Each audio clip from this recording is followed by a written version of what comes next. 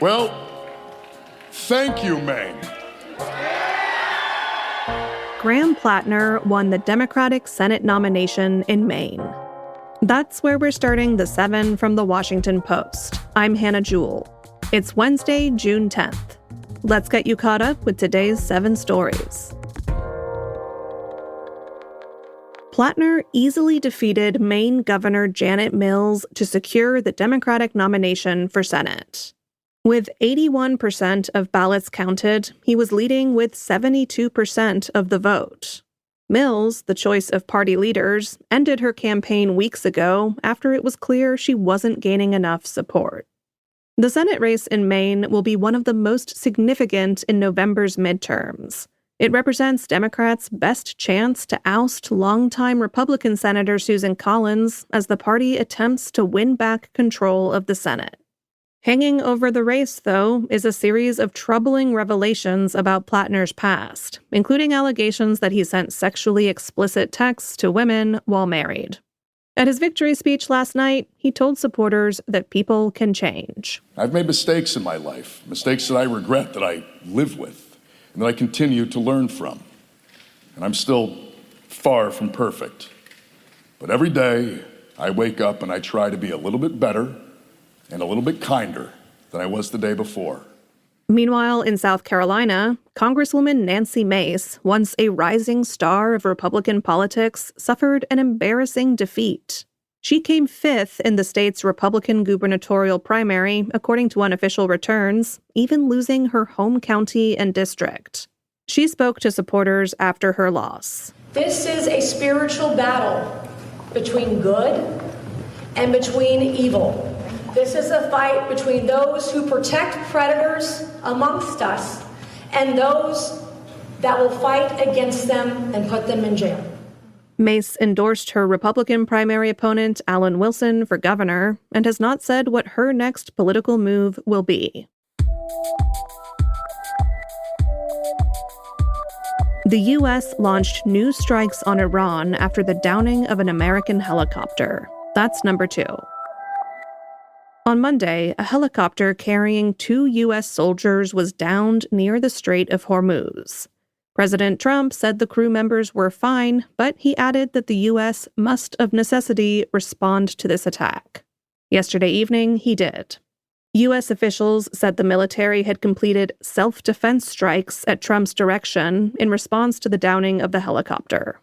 The strikes hit Iranian air defense sites, ground control stations, and surveillance radar near the Strait of Hormuz. The actions from both sides seem to make it certain that a ceasefire with Iran that has been shaky for weeks will face even more challenges.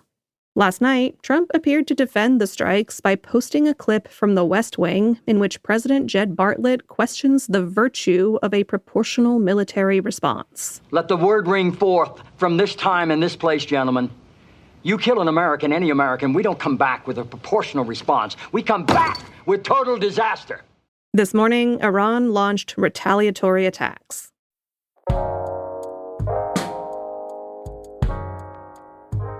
Number 3. Trump's mass deportation agenda secured funding that could outlast his presidency. Yesterday, House Republicans passed a $70 billion package ending a 4-month lapse in funding for immigration enforcement agencies. It clears the way for Trump to pursue his mass deportation agenda for the rest of his term, even if the GOP loses control of Congress in the midterms. ICE and Customs and Border Protection now have free rein through fiscal year 2029 to continue building the nation's largest ever detention system, bolster the ranks of federal immigration officers, and purchase surveillance technology. Immigrant rights advocates denounced the new funding.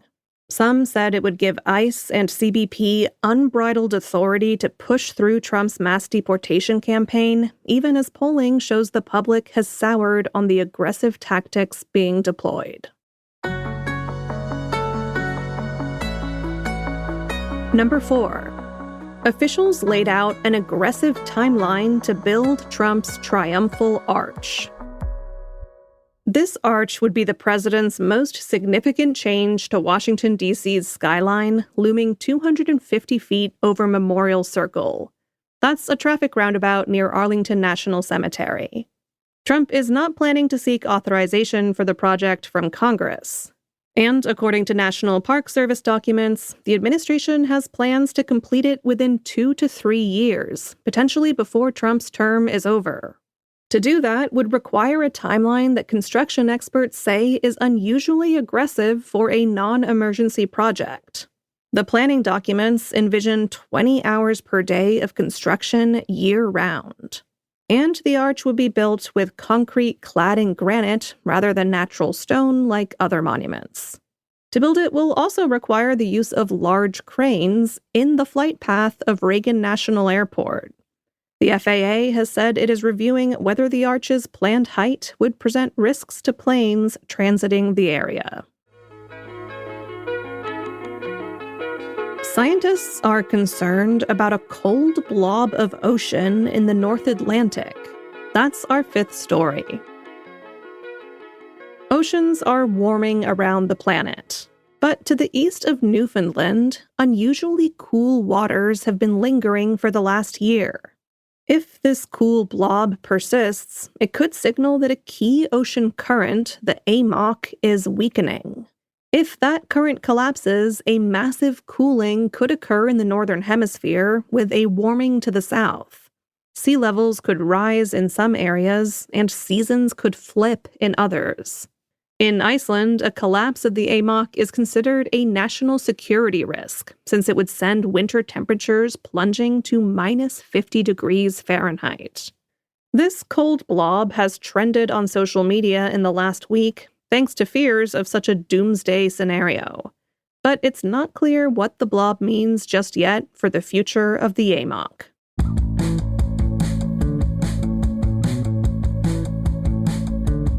Number 6. Weight loss drugs could be about to get better. GLP-1s are so popular that people sometimes overlook their side effects. There's the burden of taking weekly injections, the sometimes rough gastrointestinal consequences, and the potential loss of muscle or bone. That can lead some people to give up on the drugs and risk putting weight back on. To prevent that, industry giants and their competitors are racing to roll out better options. Pfizer is testing an alternative drug that patients would only have to take 13 times a year. Firms are also testing drugs that cause fewer side effects in the stomach. Novo Nordisk has already applied for FDA approval for one such GLP-1. And clinical trials have found that some new weight loss drugs allow patients to keep more muscle mass. And at number 7, Pope Leo will bless a new tower at Spain's Sagrada Familia today. The Sagrada Familia is the unfinished masterpiece of Antoni Gaudi, known as God's architect. Work began on the Barcelona Basilica in the late 19th century. After Gaudi died in 1926, plans for the Sagrada Familia were damaged in the Spanish Civil War. But work has continued on the basilica ever since. Today, its central tower, the Tower of Jesus Christ, will be inaugurated. Work will continue on the inside of the spire through 2028. But at 566 feet, it makes the Sagrada Familia the world's tallest church. The Pope had some other business while in Spain. He met with Puerto Rican megastar Bad Bunny. While the two men have very different personas and paths in life, both have been targets of President Trump's anger. All right, you're all caught up. If you listen to The 7 on Apple Podcasts and have noticed some delays in finding us there lately, sorry, we are on the case and trying to solve that problem. But if your morning schedule means you can't wait around, you can always find us quicker on the Posts app or on other platforms like Spotify or YouTube. Thanks for listening. I'm Hannah Jewell. I'll meet you back here tomorrow.